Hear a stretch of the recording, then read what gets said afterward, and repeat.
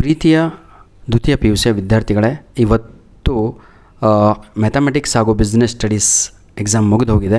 ದಯವಿಟ್ಟು business studies question paper ನಿಮ್ಮ ಬಳಿ ಇದ್ದರೆ ನಮಗೆ ಕಳುಹಿಸಿಕೊಡೋದನ್ನು ಮರೆಯಬೇಡಿ. ಎನಿಹೌ, ಶುಕ್ರವಾರ ನಡೆದಂತಹ ಎಕನಾಮಿಕ್ಸ್, ಶುಕ್ರವಾರ ಅಲ್ಲ ಯಾವತ್ರಿ ಅದು ಗುರುವಾರ ನಡೆದಂತಹ ಎಕನಾಮಿಕ್ಸ್ ಕ್ವಶನ್ ಪೇಪರನ್ನು ಇಲ್ಲಿ ಅಪ್ಲೋಡನ್ನು ಮಾಡುತ್ತಿದ್ದೇವೆ. ನೋಡಿ ವಿದ್ಯಾರ್ಥಿಗಳೇ, ಕನ್ನಡ ಮೀಡಿಯಮ್ಮು ಕೀ ಆನ್ಸರ್ಗಳನ್ನು ಅಪ್ಲೋಡನ್ನು ಮಾಡಿ ಕೊಡ್ತಾ ಇದ್ದೇನೆ. ಎಕ್ಸಾಮ್ ಮುಗಿದೋಯ್ತು, ಆದರೆ ಚೆಕ್ ಮಾಡ್ಕೊಂಡ್ರೆ ಭಾಳ ಒಳ್ಳೆಯದು. ಪಾಸ್ ಆಗ್ತಿರೋ ಅಥವಾ ಫೇಲ್ ಆಗ್ತೀರಾ ಅನ್ನುವಂಥದ್ದೇ ಡೌಟು.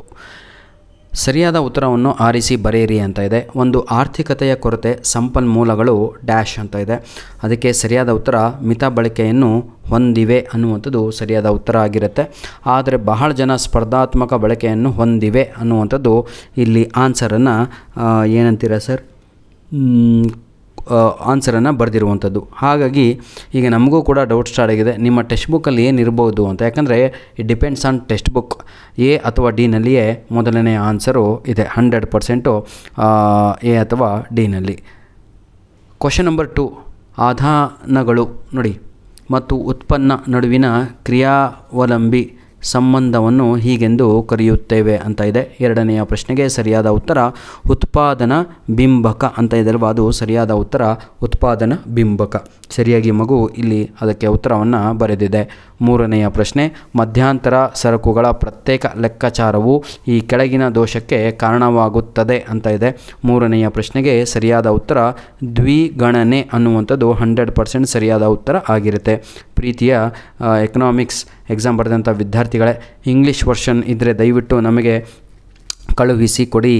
ಈ ಒಂದು ವಿದ್ಯಾರ್ಥಿ ಬರೀ ಕನ್ನಡ ವರ್ಷನನ್ನು ಕಳಿಸಿಕೊಟ್ಟಿದ್ದಾರೆ, ಅವ್ರಿಗೂ ಕೂಡ ಧನ್ಯವಾದಗಳನ್ನು ತಿಳಿಸ್ತಾ ಇದ್ದೇನೆ. ತಾವುಗಳು ನಿಮ್ಮ ಬಳಿ ಯಾರು ನೋಡ್ತಾ ಇದ್ರೋ ತಮ್ಮ ಬಳಿ ಇಂಗ್ಲೀಷ್ ವರ್ಷನ್ ಇದ್ದರೆ ಎಕನಾಮಿಕ್ಸು ಕ್ವಶನ್ ಪೇಪರ್ ಕಳಿಸ್ಕೊಟ್ರೆ ಅದನ್ನು ಕೂಡ ಅಪ್ಲೋಡನ್ನು ಮಾಡಿಕೊಡ್ತೇವೆ, ಹೆಲ್ಪ್ ಆಗುತ್ತೆ ಮಕ್ಕಳಿಗೆ. ಕೆಳಗಿನವುಗಳಲ್ಲಿ ಯಾವುದು ಕಾಗದದ ತೆರಿಗೆಗೆ ಉದಾಹರಣೆಯಾಗಿದೆ ಅಂತ ಇದೆ. ನಾಲ್ಕನೆಯ ಪ್ರಶ್ನೆಗೆ ಸರಿಯಾದ ಉತ್ತರ ಸಂಪತ್ತಿನ ತೆರಿಗೆ ಅನ್ನುವಂಥದ್ದು ಸರಿಯಾದ ಉತ್ತರ, ಸಂಪತ್ತಿನ ತೆರಿಗೆ ಅಂತ.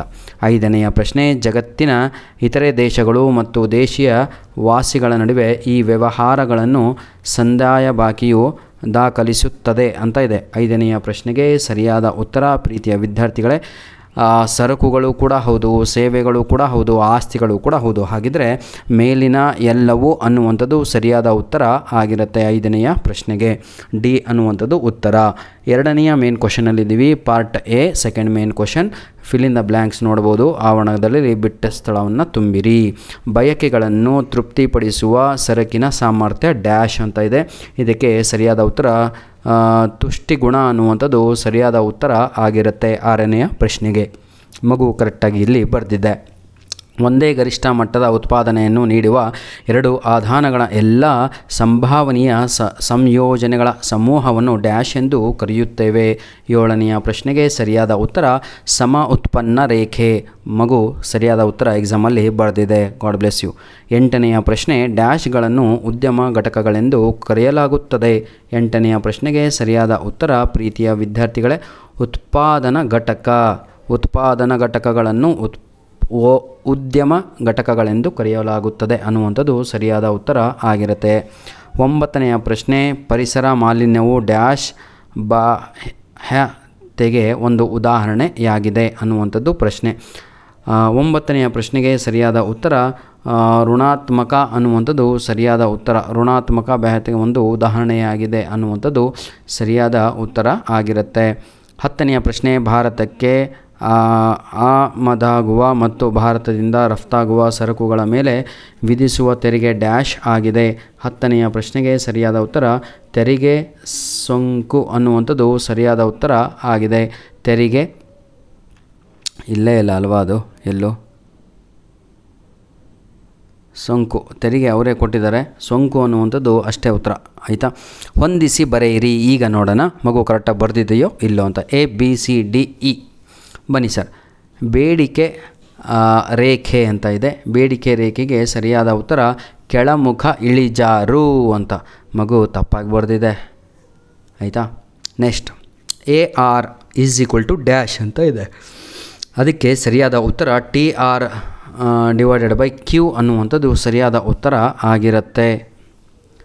ಅಸಾಮಾನ್ಯ ಲಾಭದ ಸಾಧ್ಯತೆ Cಗೆ ಸರಿಯಾದ ಉತ್ತರ ಅವರೇ ಕೊಟ್ಟುಬಿಟ್ಟಿದ್ದಾರೆ. TR-TC ಅನ್ನುವಂಥದ್ದು ಉತ್ತರ ಆಗಿರುತ್ತೆ. ಆದಾಯದ ಪ್ರತಿ ಘಟಕಗಳ ಅನುಭೋಗ 4ನೆಯ ಪ್ರಶ್ನೆಗೆ ಸರಿಯಾದ ಉತ್ತರ ಸರಾಸರಿ ಅನುಭೋಗ ಪ್ರವೃತ್ತಿ ಅನ್ನುವಂಥದ್ದು ಸರಿಯಾದ ಉತ್ತರ ಆಗಿರುತ್ತೆ. ಕ್ವಶನ್ ನಂಬರ್ ತೇಲುವ ವಿನಿಮಯ ದರ ಅಂತ ಇದೆ. ಹೀಗೆ ಸರಿಯಾದ ಉತ್ತರ ಬಂದು ಬದಲಾಗುವ ವಿನಿಮಯ ದರ ಅನ್ನುವಂಥದ್ದು ಸರಿಯಾದ ಉತ್ತರ ಆಗಿರುತ್ತೆ. ಧನ್ಯವಾದಗಳು ಪ್ರೀತಿಯ ವಿದ್ಯಾರ್ಥಿಗಳೇ. ನಿಮ್ಮ ಪ್ರೀತಿ ಸಹಕಾರ ಸದಾ ನಮ್ಮ ಜೊತೆ ಹೀಗಿರಲಿ. 20 ಅಂಕಗಳಿಗೆ ಎಷ್ಟು ಅಂಕಗಳನ್ನು ತಾವುಗಳು ತೆಗೆದುಕೊಂಡಿದ್ದೀರಾ ಅನ್ನುವುದನ್ನು ನಮಗೆ ತಿಳಿಸಿ ಕೊಡಬೇಕು. ಬಜೆಟ್ ರೇಖೆ ಎಂದರೇನು, ಯಾವ 1 ಅಂಕದ ಪ್ರಶ್ನೆ, ಇವೆಲ್ಲ ಬಹಳ ಈಸಿ. ಅದು ಒಂದು ರೇಖೆ ಅಲ್ವಾ. ಯಾವ ಕಾಯ್ದೆಯ ಮೂಲಕ ಕಾರ್ಮಿಕರ ವೇತನ ದರ ನಿರ್ದಿಷ್ಟ ಮಟ್ಟಕ್ಕಿಂತ ಕಡಿಮೆಯಾಗುವುದಿಲ್ಲ ಎಂದು ಸರ್ಕಾರ ಖಾತ್ರಿಪಡಿಸುತ್ತದೆ? ನೆಕ್ಸ್ಟ್ 14ನೆಯ ಪ್ರಶ್ನೆ ಸವಕಳಿ ಎಂದರೇನು? 15ನೆಯ ಪ್ರಶ್ನೆ ಪರೋಗಾಮಿ ತೆರಿಗೆಯ ಅರ್ಥ ನೀಡಿ. 16ನೆಯ ಪ್ರಶ್ನೆ ಹಣದ ಅಪಮೌಲ್ಯೀಕರಣದ ಅರ್ಥವನ್ನು ತಿಳಿಸಿ. ಇವೆಲ್ಲ 1 ಅಂಕದ ಪ್ರಶ್ನೆಗಳು, ತಮಗೆಲ್ಲ ಕೂಡ ಗೊತ್ತಿರ್ತವೆ. ಧನ್ಯವಾದಗಳು. ಪಾರ್ಟ್ ಬಿ ಇಲ್ಲಿಂದ ನಮಗೆ 2 ಅಂಕದ ಪ್ರಶ್ನೆಗಳು ಸ್ಟಾರ್ಟ್ ಆಗ್ತವೆ. ಇದು ಮೊನ್ನೆ ನಡೆದಂತಹ ನಮ್ಮ ಎಕನಾಮಿಕ್ಸ್ ಅಂದರೆ ಅರ್ಥಶಾಸ್ತ್ರ ಎಕ್ಸಾಮ್ 3 ಸೆಕೆಂಡ್ ಇಯರ್ PUC ವಿದ್ಯಾರ್ಥಿಗಳಿಗೆ ಎಕ್ಸಾಮ್ 3 ಆ್ಯನ್ಯುವಲ್ ಎಕ್ಸಾಮ್ 3 ನಡೆದಂತಹ ಪ್ರಶ್ನೆ ಪತ್ರಿಕೆ ಆಗಿರುತ್ತೆ. ಧನ್ಯವಾದಗಳು.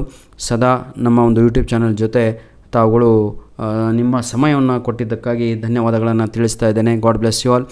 ದಯವಿಟ್ಟು ನಮ್ಮ ಯೂಟ್ಯೂಬ್ ಚಾನಲನ್ನು ಬೆಳೆಸಿದರೆ ಬಹಳ ಒಳ್ಳೆಯದಾಗುತ್ತೆ. We already crossed 98,000 subscribers. ಇನ್ನು 2,000 ಸಬ್ಸ್ಕ್ರೈಬರ್ ದಾಟಿದರೆ ಏನಾದರೂ ಒಂದು ಯೂಟ್ಯೂಬ್ ಚಾನಲಿಗೆ ಏನಂತೀರ ಒಂದು ಕಾಣಿಕೆ ನಮ್ಮ ಯೂಟ್ಯೂಬಿಂದ ಬರುತ್ತೆ.